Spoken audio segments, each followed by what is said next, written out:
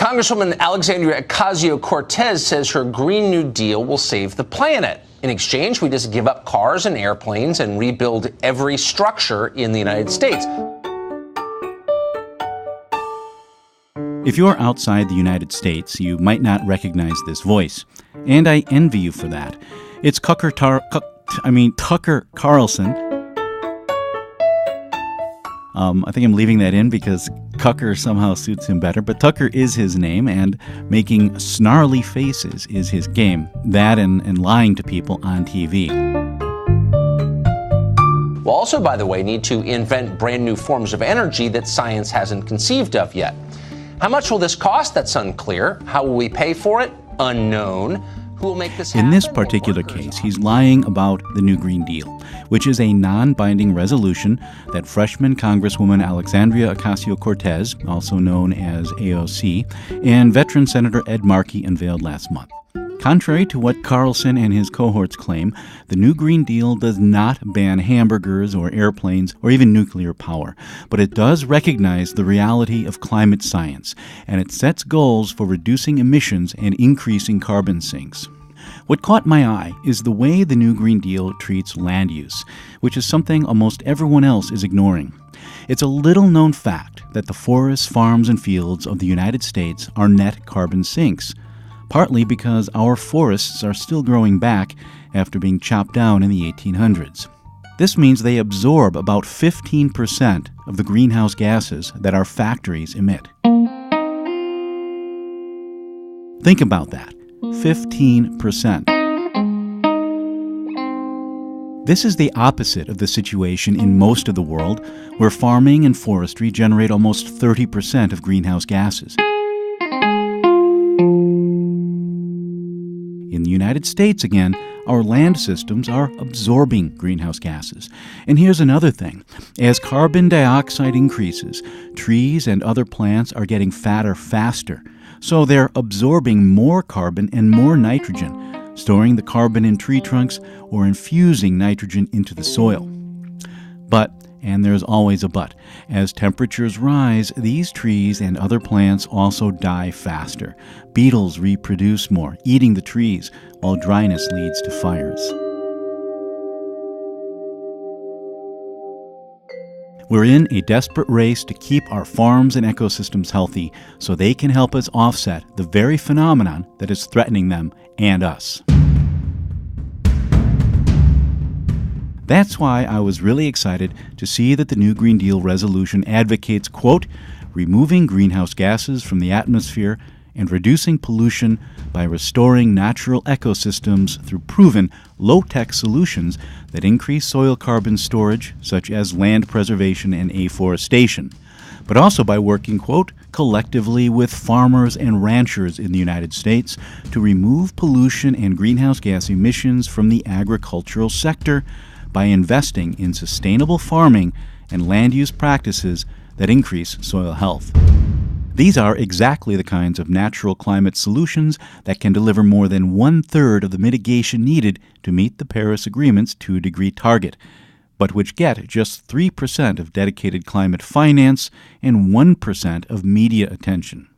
A lot of NGOs are now calling nature the forgotten solution because most media are focused almost exclusively on technology.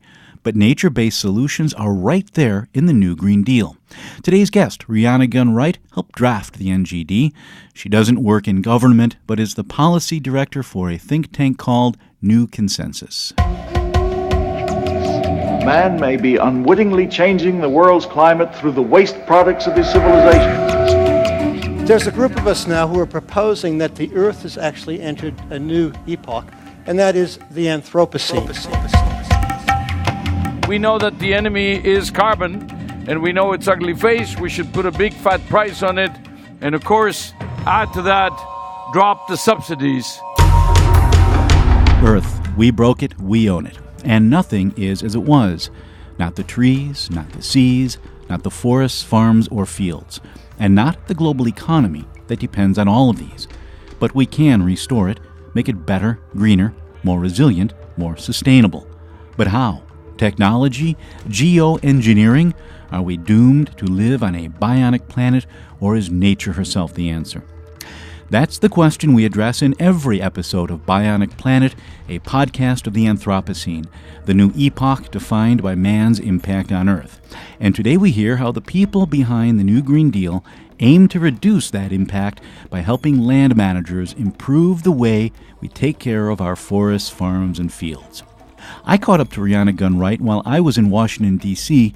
for a meeting of the Ecological Restoration Business Association, or ERBA. Ironically, I had to call her by phone because she was in Detroit, and I was in a room at the National Press Club.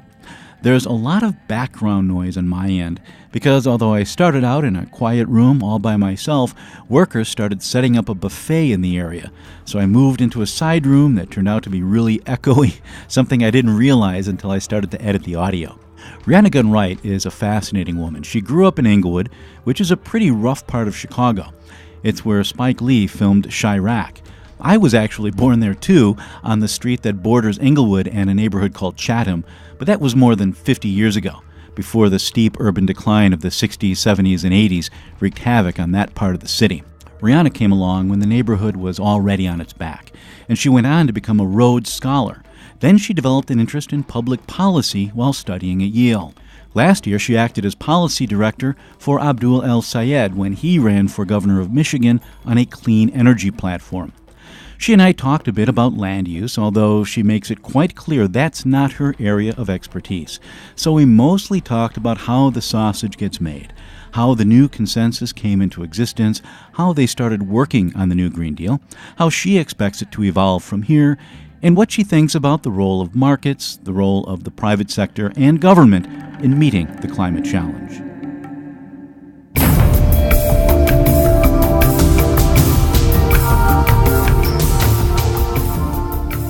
We started describing land use as the forgotten solution. So I was really excited to see it in the proposal, the new Green Deal proposal that AOC and Markey put out, and also in your own explainer, but it's still getting no attention in mainstream media. And I'm wondering if we could talk about how land use not only fits into the new Green Deal or into the strategy, but how it got there, how it evolved, what mechanisms you might be looking at. A little bit.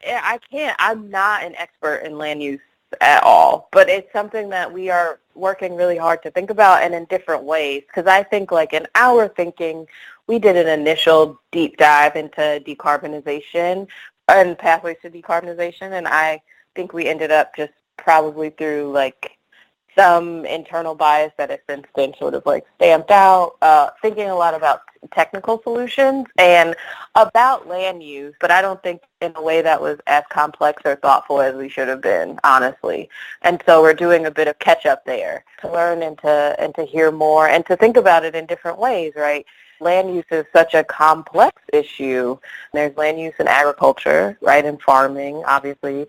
There's land use in terms of built environments, right, especially in urban settings, and a lot of discussions about the role of sort of more densely populated, areas versus sort of our spread out suburbanization. So there's that element. And then, of course, there's the land use element when we're talking about lend lease and the fact that a lot of drilling and extraction happens on public lands, and doing so is also often in violation of indigenous treaties. So what does that look like? So I think we're, now that we've recognized that it's a blind spot, are working really hard to, one, ID experts, right, in these areas who can guide our thinking, really participate, really help write the plan, and also connect that to some of the other projects that are proposed by the resolution, and to the general sort of systemic working and framework of a Green New Deal. Right, yeah. You've seen Bronson Griscom's piece on natural climate solutions, right? Did you see that from 2017?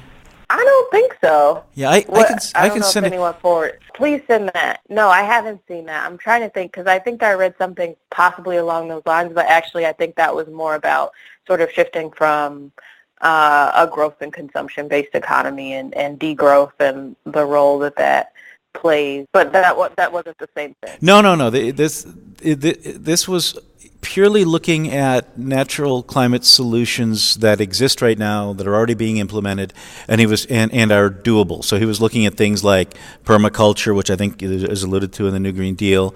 He was looking at things like agroforestry, nutrient management, and trying to see what is the cost per ton of emission reduced.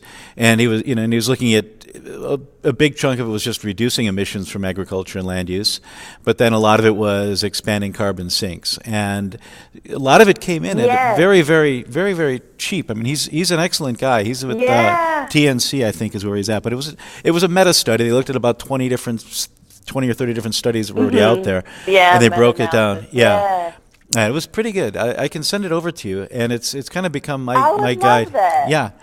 Yeah, it's fantastic, and it's so, because it's the gist of it. The headline number is that what they found, they were looking at the 2% or the 2 degree number, not the 1.5 degree number, but they were basically saying that existing land use, and also looking at things like, what land is occupied already. Like if it's like, okay, tear down a city, build a farm. No, that's not going to happen. But if it's going into existing areas that are currently land and implementing these, we could get about 37% of the way to the 2 degree target at a fairly awesome. And a lot of it is labor intensive, so it creates jobs, and it helps provide this whole rural economy restoration that you guys are talking about. So it feeds right into that. Yeah, that'll be my contribution to this effort. Sending it to you. Thank you. No, I would love to read that.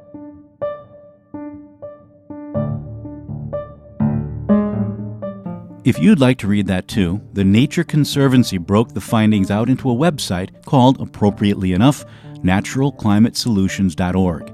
You can visit that site or check out episode 31 of Bionic Planet, where I interviewed report author Bronson Griscom. That's episode 31 of Bionic Planet, which is called How Nature Can Get Us 37% of the Way to the Paris Climate Target. If you like what you hear and want to hear more, you can help me deliver more episodes of Bionic Planet by giving me a 5-star review on whichever podcatcher you access me through. That's important because the more reviews I get, the more ears I get. And the more ears I get, the more minds I can reach. And we have to reach hundreds of millions of minds if we're to meet the climate challenge. We can do it if we work together. We have found actually a great rash of at least initial experts. Obviously the outreach continues, and we continually meet and talk to new folks on agriculture who have been helping us think through a lot of these things.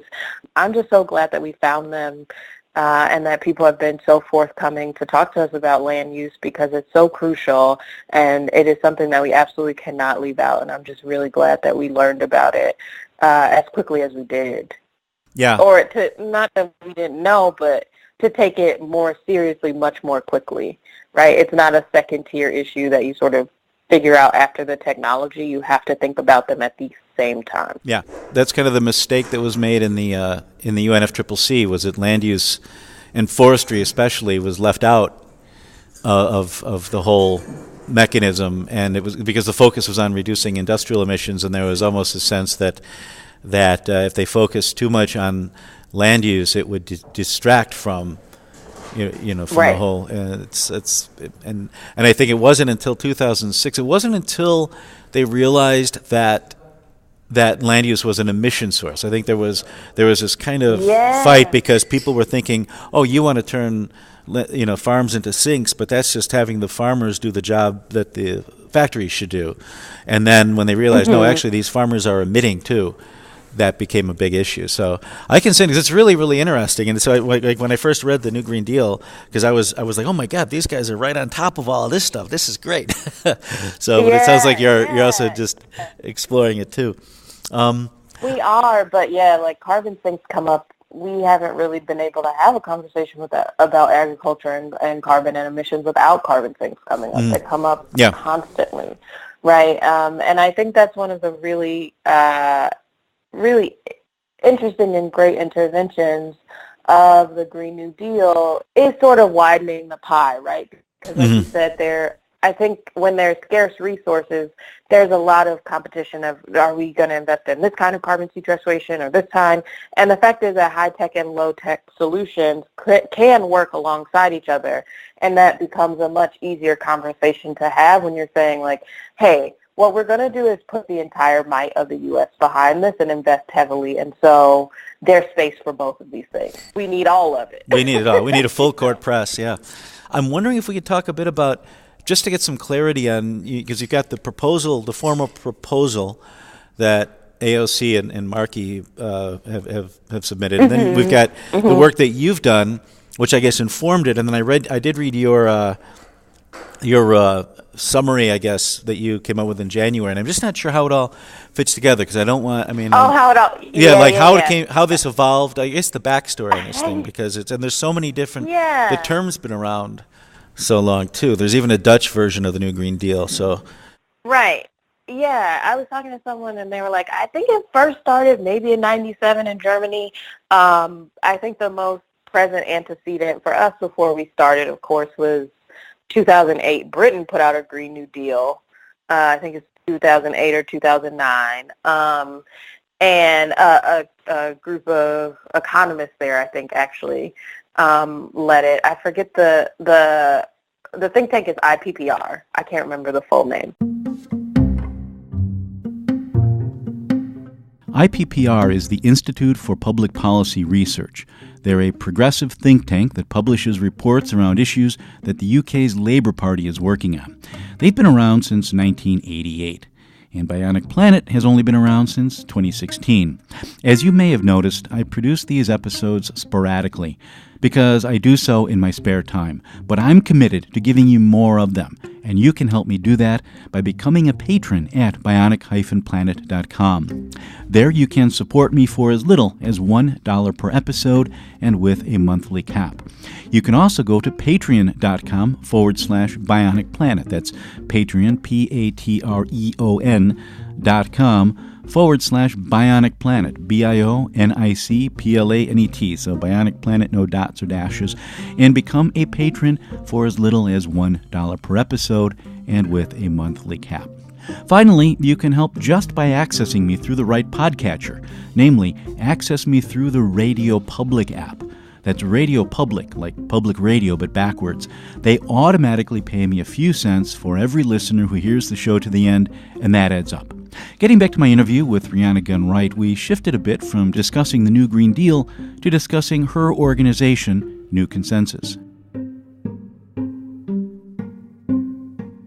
New Consensus was actually not started to work on the Green New Deal, but was actually started to advance this new consensus that was emerging, at least around non-heterodox economists, who were essentially saying hey, neoliberalism as an economic system is not working.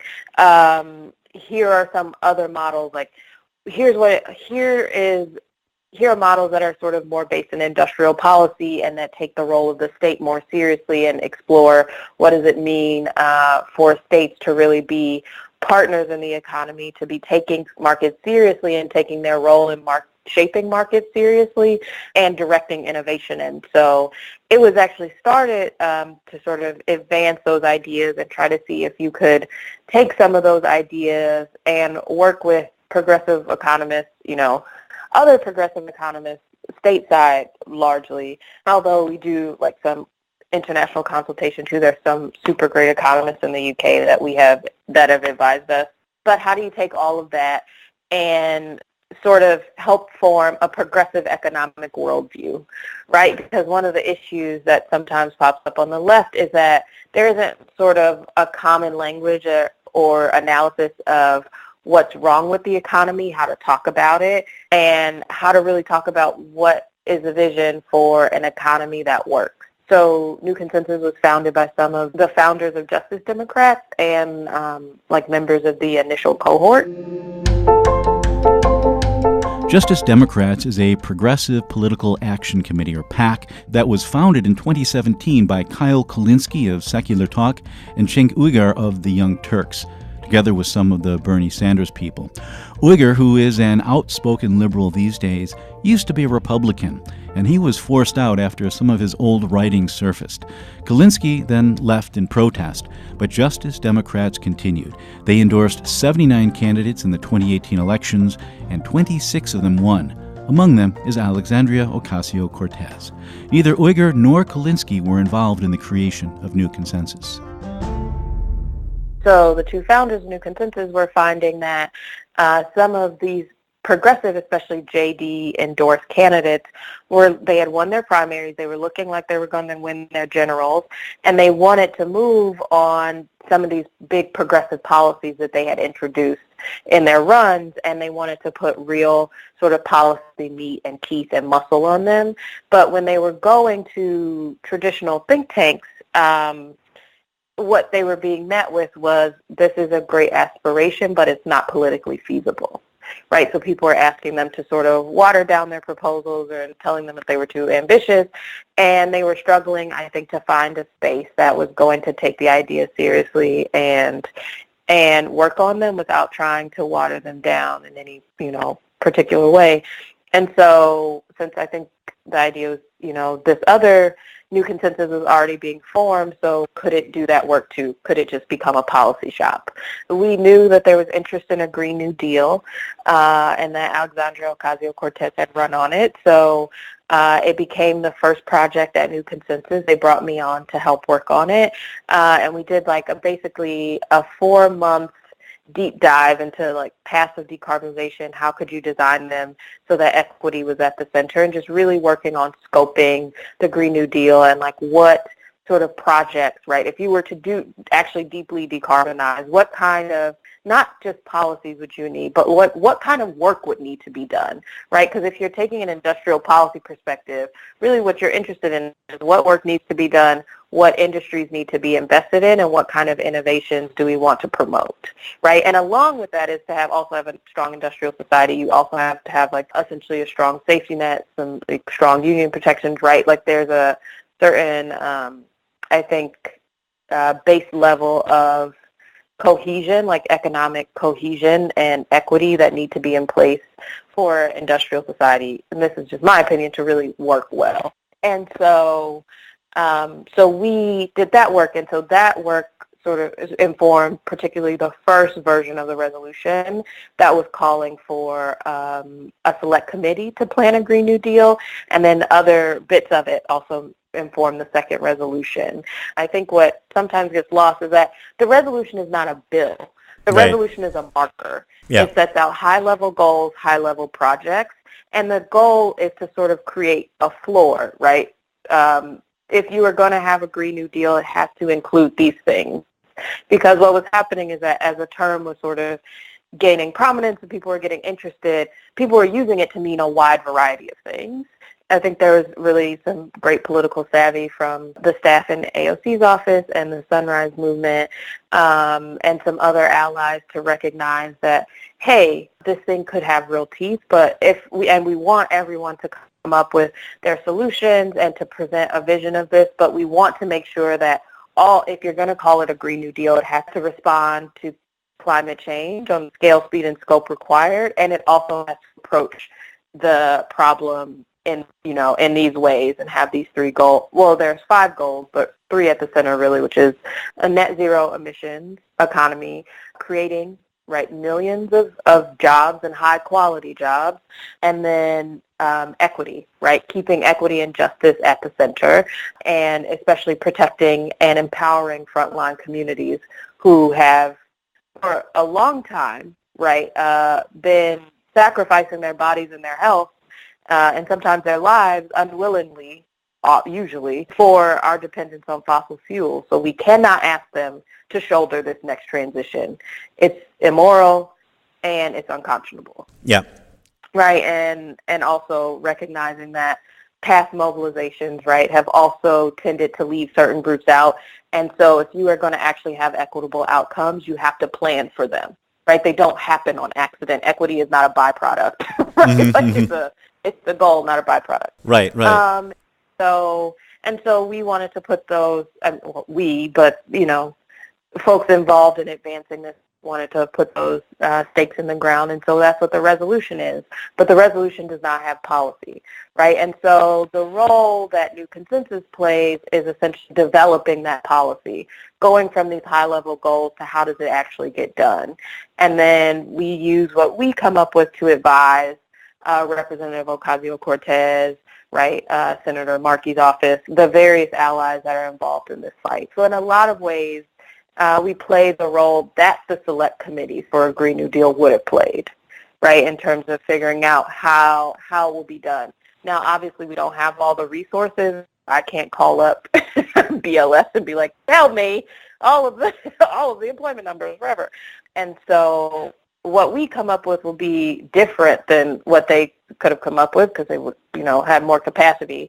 But still, it will be a really strong, workable, clear plan for how a Green New Deal could get done, and while keeping in mind all of the goals, hitting the projects, and building towards a more just, equitable, and sustainable economy, which I think is the overall goal of the Green New Deal. Yeah. Like if you had to wrap it up in a bow. That makes perfect sense. So now I understand. So basically, the resolution, and again, I've also found myself falling into this, looking at it like a negotiating text in the climate talks, and then going, wait, no, it's not what it is. It's a high level resolution, but it's an aspirational. It's a goal, but it also is so well thought out, and it has so many details that it starts to read like a draft text in a climate treaty or something. Yeah. So, and that's purposeful, and they did like a really great job on the resolution. I think that it's super lovely and just like great. It's a really great first step. But that's exactly what it is, a first step. And I think the other really big thing that people sort of miss out on, especially when they're sort of pushing for more details, is that the resolution actually mandates that the Green New Deal has to be developed in democratic and participatory processes, right? Because it is an economy-wide transformation that will disrupt millions of people, everyone's life in some way, and that everyone should participate in. And so I think that's sort of another departure for a Green New Deal, which is there's also another reason beyond it being high-level goals is a recognition, I think, from the very beginning that this has to be developed collectively, and we have to leave a space for that. And even if you do consultation after you have decided the policy, you're not really giving people all of the space that they deserve because you still have made a lot of decisions without consulting them or talking to them. Okay. Maybe with that in mind, as I did have specific policy questions, and since you guys are, and so maybe you can ask it, and if you're saying, you know what, you're going way too detailed, because and one of them, there's a couple of things in your paper I just wanted to ask about, because you talked about this, sure. The pushing back against the whole neoliberal agenda, and I totally agree with that. I think I call them pure free market fundamentalists, people who think that the market is going to solve everything, and without government controls. But at the same time, as you can tell by the name of our publication, Ecosystem Marketplace, we do look at market-based solutions to these problems. I'm actually talking to you from the Ecological Restoration Business Association meeting. So there's, these are mitigation bankers and people like that. And, the thing is, I don't think anybody in this sector ever believed that pure free markets were going to solve anything. I noticed while editing this that it sounds there like I'm speaking on behalf of the Ecological Restoration Business Association, or ERBA, but I am not. I was there to cover the event, and I don't speak for them. I'm expressing my own views on the restoration economy, and specifically on mitigation banking, which is something I'll be covering in more detail in my next episode, drawing on material from the ERBA event. If you listened to episode 42, you know a little bit about mitigation banking, and you'll learn more in episodes 45 and 46. The gist, however, is this. In the United States, any real estate development that impacts a federal water system or the habitat of endangered species has to be approved by regulators, and approval is only granted if the developer first shows that the project won't damage the environment. And then, if there is damage, the developer has to show that he, she, or it will fix an area of equal or greater environmental value. That's the law, but how do you meet the law? Well, over the past 50 years, through trial and error, a system of conservation banking has emerged as the most efficient way of meeting the regulatory requirement. In this system, which again I covered in episode 42 and will cover more in episodes 45 and 46, green entrepreneurs will go out looking for marginal or degraded land, and then they will restore it to a stable state that performs ecosystem services, controlling floods, purifying water, or providing habitat for endangered species. These conservation banks make money by selling credits to entities, public or private, that need to offset their environmental impacts on wetlands, streams, or habitat. It's part of a $25 billion per year restoration economy that directly employs 126,000 people and supports about 100,000 other jobs. That's more than logging, more than coal mining, and even more than iron and steel mills. In a couple of weeks, I'll be heading down to Kentucky to meet with some former coal miners who now work in the restoration economy. But first, back to my chat with Rhiana Gunn-Wright. We pick up with me pontificating on the value of the restoration economy. It works fairly well, but it's not pure free market. It's basically a system that evolved because it delivered the environmental benefits that regulators wanted and that environmentalists wanted, and it delivered them at a cost that made the companies happy. So it kind of was a compromise. It's far from perfect, but it works fairly well. And I guess my question would be, is that something that that is something that I think sounds great and makes sense. The first thing I think of in that instance is hotspotting. Like, how do you make sure that the degradation is not happening in one area, which is a huge issue for frontline communities, or isn't clustered around one area. So that's what I think about. But in general, it's really interesting because I think because the Green New Deal includes such a strong emphasis actually on social safety net provisions, right, like Medicare for all or jobs guarantee, but also actually there are also employment policies, right, and that are necessary, or at least at the very least incredibly useful, but I mean, in my view, they're necessary for a successful sort of large-scale national mobilization like we're talking about. But even sort of moving out from that, so people think about that and they just go, oh, okay, well, this is entirely public investment. But if you actually think about the things that we're talking about, like World War II as a model, or read The Economist, like that are on our reading list, what you actually see is that at New Consensus, and I think in the larger Green New Deal, like, we take markets very seriously, right? We think that markets have a role, but the issue is that instead of saying that their job is to solve all problems, we're saying, like, let's take a really thoughtful stance. Like, where are markets? Where is competition and free markets? Where is that most useful, right? Like, what kind of innovation do we want them to drive, right? What are the guardrails that we want them to operate within, right, when market mechanisms are useful? And where are the places where you could have a combination of market mechanisms and public investment? Where are the places where you have private-public partnerships?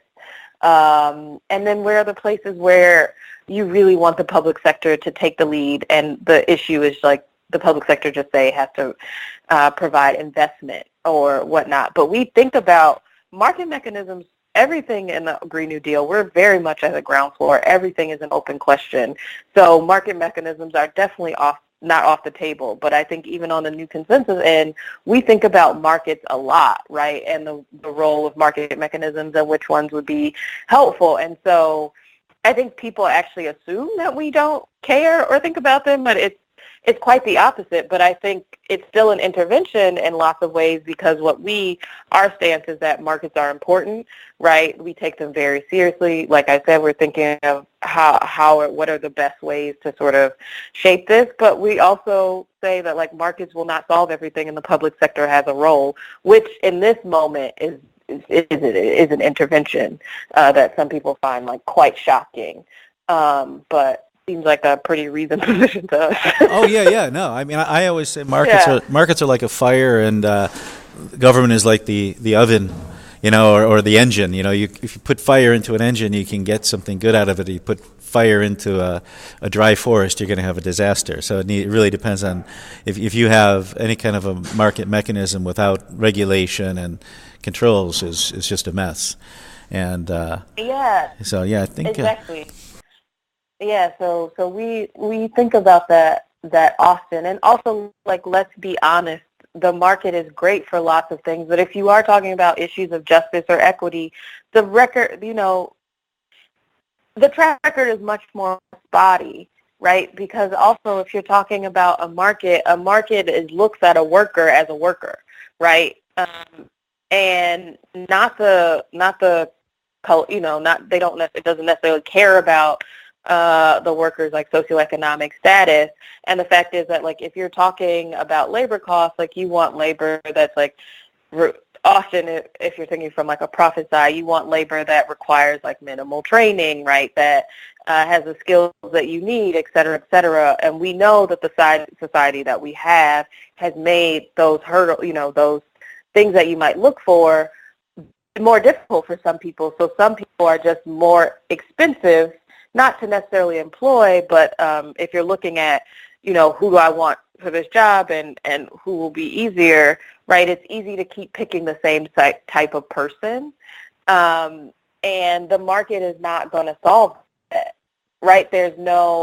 What are the mechanisms, unless the government puts them in place, those regulations, and that's where you get local hiring, ordinances. You have to, if you work here, we have one in Detroit, you have to hire a certain percentage of Detroiters, right? That's where you see those sorts of things.